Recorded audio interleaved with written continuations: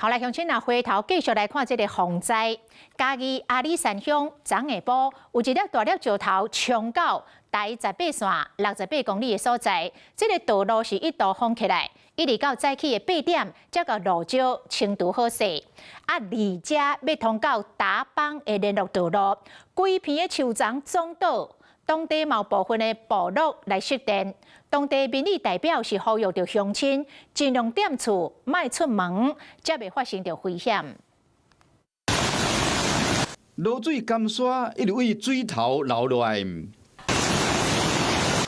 嘉义德基牛潮溪落几个港大雨，昨中大水，真错流，袂输大型的水墙。挖山过所在放一粒大石头。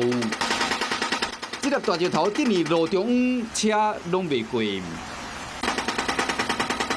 地点伫嘉义阿里山台18号线68公里的所在，放落来了后，公路局赶紧调派人员支援。真无简单，先恢复单向的通车，因过雨实在有够大，加上光线无好，只好暂停施工。透早继续清，一直到早起8点35分，总算清刷。因过部分的所在依然有落石头。 路未通的所在，还佫有站。日了雨到达邦的路，某一个所在落石头，虽然勉强会当行，因过雨真正是有够大。李家往达邦嘛是崩山，车嘛袂过。现在所有的那个联络道路哦，有很多不通。那现在我们是紧急请我们开口厂商哦，先把我们主要道路都让它可以用通，部分的部落哦也是停电。